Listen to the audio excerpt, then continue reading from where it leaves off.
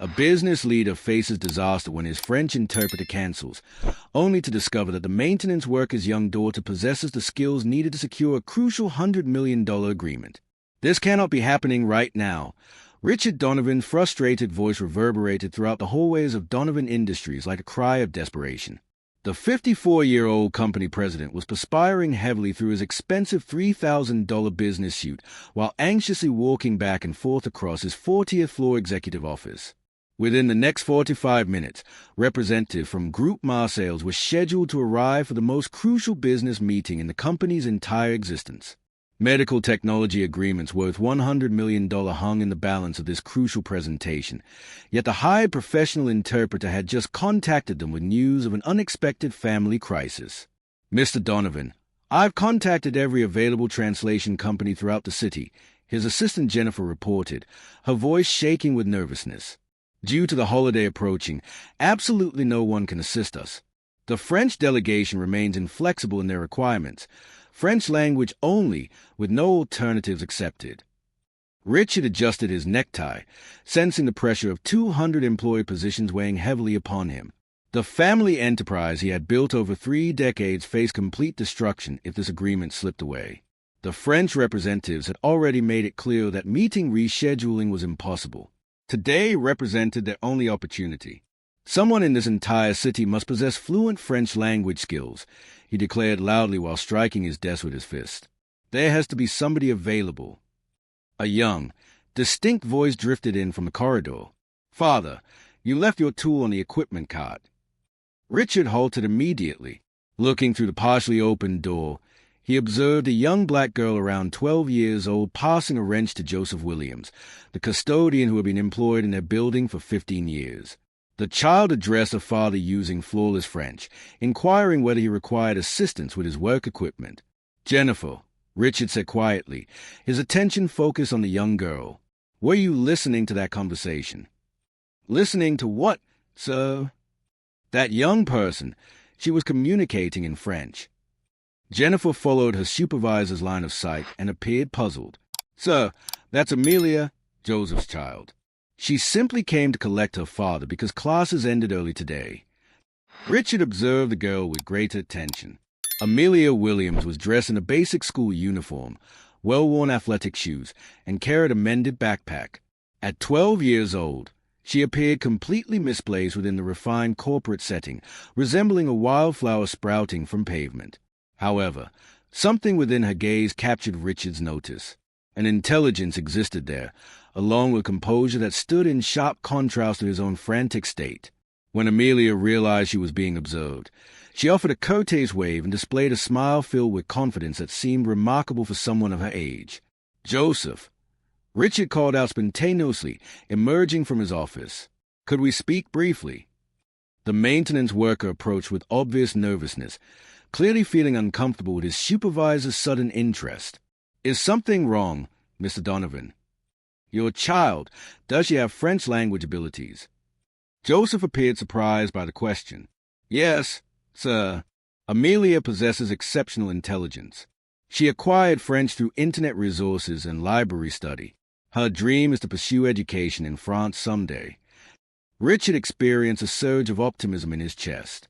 "What is her proficiency level in French?" "Well," Joseph paused, glancing toward his daughter. "She converses with French tourists visiting the museum where we volunteer on weekends. They consistently express amazement at her abilities." Amelia approached, understanding she had become the conversation focus. "May I assist you, Mr. Donovan?" she inquired in flawless English, though with a formality that demonstrated her careful upbringing. Richard lowered himself to her eye level, his thoughts racing rapidly. This child represented either his rescue or his downfall. Risking the company's entire future on a 12-year-old seemed completely irrational. Yet what alternatives remained? "Amelia, I require someone with excellent French language skills for an extremely important meeting beginning in 40 minutes. Would you feel confident helping us?" Amelia's eyes brightened with curiosity and resolve. "What type of meeting are we discussing?" If this tale of unexpected bravery and surprising chances moved you, please subscribe to our channel to learn how an ordinary student would prepare to demonstrate that judging people solely by their appearance leads to serious mistakes. An extremely significant business meeting, Richard repeated carefully, studying Amelia with both desperation and doubt. It requires simultaneous translation for French executives discussing $100 million agreements. Amelia responded with seriousness remarkable for her years. I completely understand, Mr. Donovan. I'm capable of handling this responsibility. Joseph intervened anxiously. Sir, respectfully, Amelia is still just a child. This might not be suitable. Papa, Amelia gently interrupted him in French. Allow me to demonstrate my capabilities. She then addressed Richard in perfect English. Mr. Donovan, you should understand that I learned French because my deceased grandmother originated from Haiti. She raised me speaking exclusively French until age 6 when she joined our household. Richard felt emotional tightness in his chest. This girl had experienced the loss of her grandmother just as he had lost his father at the same age, yet his business instinct continued resisting this idea. Amelia, this meeting determines a company's future. If errors occur, then you will have lost everything, she responded with devastatingly clear reasoning. However, if it succeeds, you will have gained everything. What real distinction exists between attempting this with me versus surrendering entirely? Jennifer approached quietly.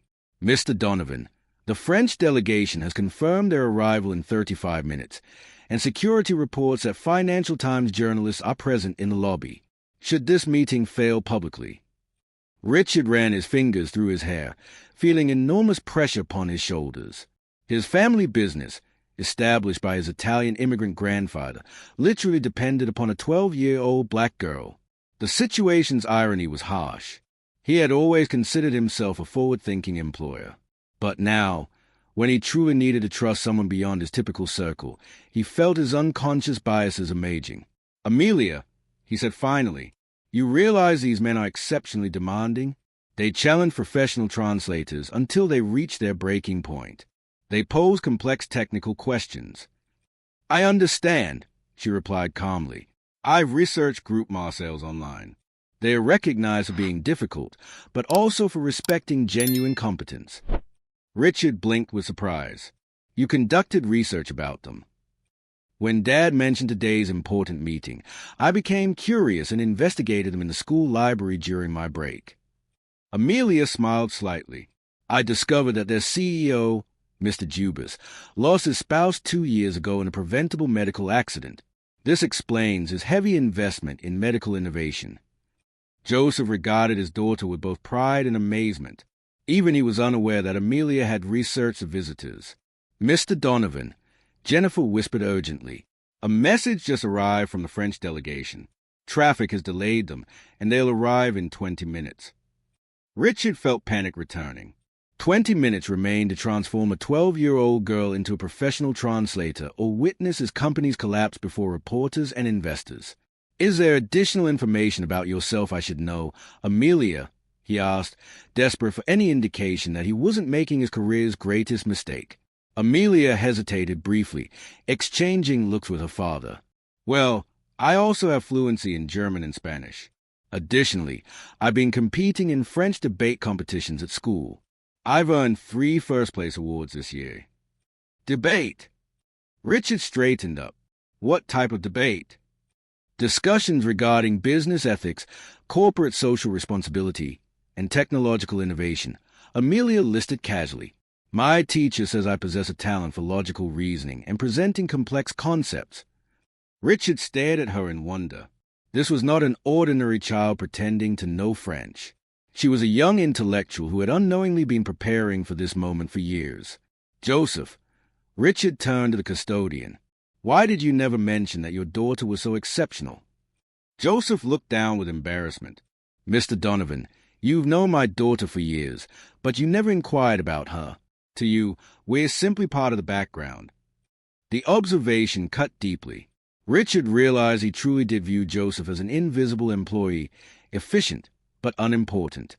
He had never shown interest in his personal or family life. Now he discovered that this modest man had raised an extraordinary daughter right under his observation. Mr. Donovan, Amelia said gently, you're concerned because I'm young and black, correct? The direct question left him speechless. How had a 12-year-old girl identified his core fears so precisely? It's not that. It's acceptable, she interrupted him kindly. I understand completely. But do you realize the advantage of being underestimated? You can surprise everyone. As Richard wrestled with his internal prejudices and the relentless time pressure, something in Amelia's determined expression began awakening a feeling he hadn't experienced in years. The same spark of courage his grandfather possessed when he risked everything on a company nobody believed would succeed. 15 minutes, Mr. Donovan, Jennifer announced, her voice heavy with tension as she watched Richard still frozen by indecision. Security has confirmed that the French executives just arrived in the parking area. Richard glanced at Amelia, who stood peacefully beside her father, as if discussing million-dollar agreements was a normal aspect of a 12-year-old existence. Something about that calmness troubled him. It seemed as though she had been anticipating this opportunity for an extended period.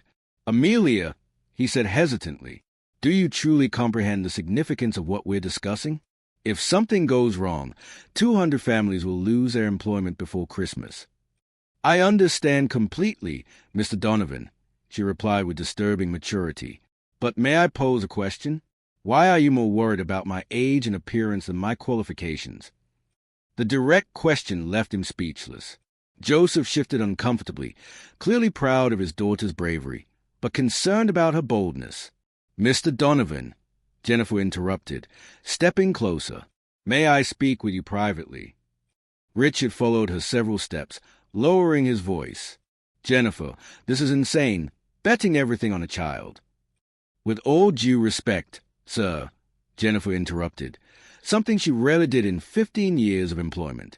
I grew up in the same neighborhood as Joseph and Amelia. I've known that family for years. Amelia is not an ordinary child. Richard frowned with surprise. What do you mean? She earned a full scholarship to Riverside Academy, the city's most competitive preparatory school.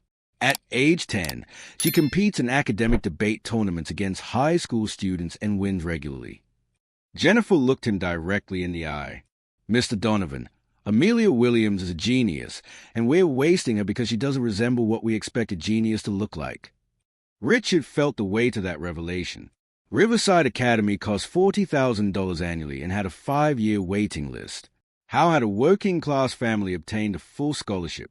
There's more, Jennifer continued. Amelia also speaks Mandarin and Arabic. She teaches French to immigrants on weekends at the local church. Voluntarily. 12 minutes, shouted an assistant from the hallway. Richard turned to Amelia, who had listened to the entire conversation, without showing any reaction. Why did you never mention any of this? Because you never asked, she replied simply. For years, you greeted my father politely, but you never showed genuine interest in knowing our family. To you, we were merely part of the background. The observation cut deeply, echoing Joseph's words from minutes earlier. Richard realized that he had systematically underestimated the people around him based purely on appearances and unconscious biases. Amelia, he said, his voice changing in tone, if I'm entrusting this meeting to you, I need to know you can handle the pressure. These executives are known for testing translators until they break. They ask trick questions, change subject abruptly, and use specific technical jargon. I know, she replied calmly. I read about their tactics online. Mr. Jubis often asks questions about European medical regulations to test competence. Mr. Lauron likes to use regional French idioms to confuse American translators. Richard blinked, impressed. You researched them individually. During lunch at school, I also studied Group Marseille's annual reports for the last 3 years, their recent acquisitions, and the technical presentations they usually require. Amelia smiled slightly. Papa always taught me that preparation shows respect. Joseph nodded proudly. My daughter never does anything halfway, Mr. Donovan. 10 minutes, echoed again down the hall. Jennifer approached with a folder. Mr. Donovan, I prepared executive summaries in French about our technology just in case, if Amelia can manage the technical vocabulary. May I review them? Amelia interrupted politely. Jennifer handed her the documents. Amelia scanned them quickly, her eyes moving across the pages with impressive speed. After 2 minutes, she looked up. There are several terminology errors here, she said diplomatically. On page 3, intelligence artificial medicale would be more accurate as System de Assistance Diagnostic PAIA, and on page 5, the term for predictive analysis is slightly outdated. Jennifer and Richard exchanged incredulous glances. A 12-year-old was correcting technical documents prepared by professional translators. How do you know that? Richard asked, his voice betraying a mixture of admiration and disbelief. My grandmother worked in a hospital in Port-au-Prince before she came to the United States. She taught me a lot about medical terminology in French. Amelia paused, her eyes shining with a fond memory. She always said that the right words can save lives, so it was important to know them perfectly. 8 minutes. Richard made a decision that would change his life forever. Amelia, you're hired, but I need you to understand one thing. If these men sense any weakness, they will exploit it mercilessly. It's not personal, it's French business. I understand, Mr. Donovan, she replied with that disconcerting serenity. But can I give you some advice? Stop worrying about what they'll think of me and start focusing on why your technology can save lives. Genuine passion is universal in any language. As they walked toward the conference room, Richard noticed something extraordinary happening. Amelia's calm presence was transforming his own anxiety into determination. For the first time in weeks, he wasn't thinking about what could go wrong, but what could go right.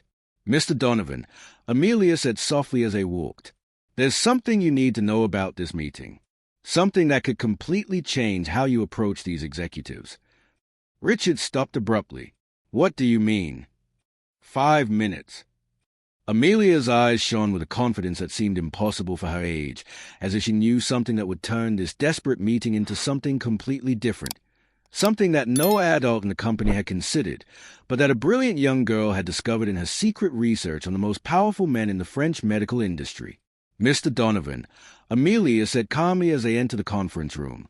Mr. Jubas lost his 12-year-old daughter in a medical accident 2 years ago. Her name was Amelia, just like me, but in French. Richard stopped abruptly. How did you know that? I researched beyond the business reports. I read obituaries, newspaper articles, personal interviews. Amelia adjusted her school bag. Mr. Jubas doesn't just invest in medical technology. He seeks redemption. He wants to save other children because he couldn't save his own daughter. 3 minutes. Richard felt something fundamental shifting in his perspective. He was no longer seeing a child trying to help a desperate adult. He was seeing a young strategist who had prepared better for this meeting than he had. The elevator doors opened with a sound that echoed like a bell of destiny. Mr. Philippe Jubas emerged first, a distinguished 62-year-old man with perfectly styled gray hair, wearing a charcoal gray suit that cost more than Joseph's annual salary. Beside him, Mr. Laurent Rousseau, younger but equally imposing, carried an Italian leather briefcase and the expression of someone accustomed to disappointing ill-prepared Americans. Richard took a deep breath and approached them. Gentlemen, welcome to Donovan Industries. Good morning, Messrs. Jubas and Rousseau, Amelia interrupted softly in French, stepping forward with the confidence of an experienced diplomat. I am Amelia Williams, and I will be your interpreter today. I hope your flight from Paris was comfortable and that you were able to rest despite the jet lag. The silence that followed was absolute. The two French executives were completely paralyzed, their expressions changing from professional skepticism to utter amazement, not only because of the girl's perfect fluency, but because of the diplomatic elegance of her presentation and the genuine concern she showed. Mon Dieu, Jubas whispered in French, his eyes filling with unexpected tears. Your accent, it's perfect. Where did you learn to speak like that? Amelia smiled gently. My grandmother was from Haiti, sir. She raised me speaking French until I was 6 years old. She always said that French was a language of the heart. Richard watched, fascinated, as something extraordinary happened. Jubas slowly knelt down until he was level with Amelia, his hands trembling slightly. What is your name, my child? Amelia, sir. Like your daughter. The world stopped. Jubas closed his eyes, breathing deeply. When he opened them again, there was a humanity there that Richard had never expected to see in such a powerful executive. Mr. Donovan, Juba said in English heavy with emotion. In 25 years of international business, I have never met a translator so young and so well prepared. But there is something more important here than business. Russo, equally moved, added, "This child has treated us with more respect and care in 2 minutes than many adults show in entire meetings." Richard felt his worldview shatter and rebuild simultaneously. For 40 minutes, as Amelia translated every technical nuance of the presentation with surgical precision, he watched a transformation he would never forget. It wasn't just translation. Amelia was able to capture the emotions behind the words, the unspoken fears, the hidden hopes. When Jubas asked complex questions about ethics and artificial intelligence, she didn't just translate. She contextualized, explained, humanized. Mr. Jubas is asking if our technology can prevent the diagnostic errors that took his daughter away from him. Amelia translated softly, her words laden with genuine compassion. That's when Richard realized he wasn't just watching a business meeting. He was witnessing a session of emotional healing conducted by a 12-year-old girl who understood pain in a way that privileged adults could never comprehend. "Our technology," Richard replied, looking directly at Jubas, "exists to ensure that no parent ever has to go through what you went through." Amelia translated, but added something of her own. "And I can promise you, sir, that every time the technology saves a child, your Amelie will live on through that act of love." Jubas broke down in tears, a man who controlled $100 million, crying openly in a conference room because a child had found the words his expensive therapist had never been able to offer him. "Mr. Donovan," Jubas said finally, wiping his eyes, "we're not going to invest just $100 million we discussed." Richard felt his heart race. "We'll invest $200 million, and we want Amelie to be our official ambassador for this project." Russo nodded vigorously. This child understands the true purpose of medical technology in a way that adult executives take years to learn.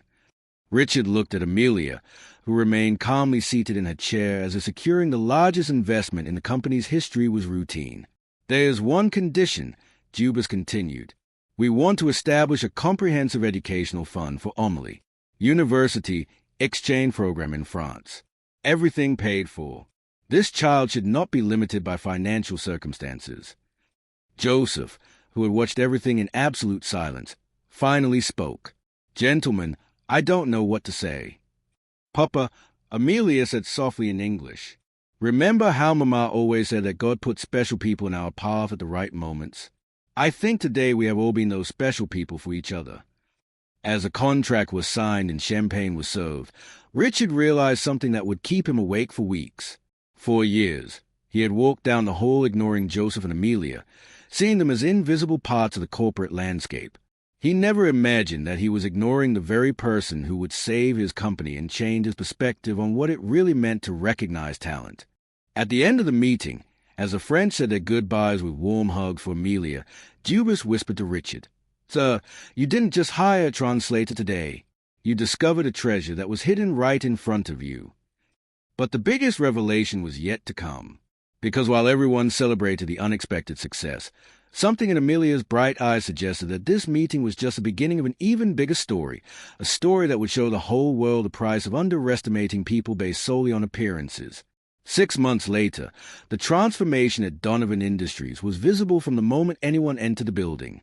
The portrait of Amelia Williams, now 13, smiled from the main wall of the lobby as the youngest corporate ambassador in American history, next to a gold plaque reading, "Innovation and Inclusion, Recognizing Talent Where We Least Expect It." Richard watched from his office window as Amelia led a tour for Japanese executives interested in expanding the project to Asia. Her fluency in Japanese, discovered only the week before, had impressed the visitors so much that they decided to double their initial investment. "It's surreal, isn't it?" Jennifer commented, approaching with the quarterly reports. "The company has grown 400% since that meeting. Amelia has become a case study at Harvard, MIT, and Stanford." Richard nodded, still processing how a child had demolished decades of unconscious prejudice in a single afternoon. What had begun as desperation had turned into the most profound revolution his company had ever experienced. "Mr. Donovan," Amelia's voice echoed through the intercom. "The Toyota executives would like to discuss implementing the technology in Tokyo. Can I schedule that for tomorrow?" Sure, Amelia, and thank you. The routine had changed completely. Joseph was no longer just the invisible janitor. Richard had promoted him to operations supervisor, finally recognizing that the man who had raised an extraordinary daughter possessed leadership skills that had been systematically ignored for years. Dad always said that people only see what they want to see, Amelia had explained during an interview on the country's most-watched morning show. But when you stop judging by labels and start listening to hearts, you discover incredible talents in unexpected places. The program had generated millions of views, turning Amelia into a global symbol of how talent is wasted when we limit our vision with prejudice. Richard recalled the call he had received from Jubas the week before. Mr. Donovan, our hospital in Lyon has saved 120 children using your technology. Amelia taught us that investing in people means investing in miracles. Even more impressive was how Amelia remained completely unchanged by her success.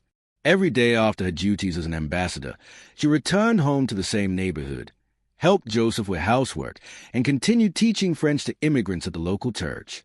Money is just a tool, she had explained to the Forbes reporter who wanted to understand how a teenager managed a $2 million education fund.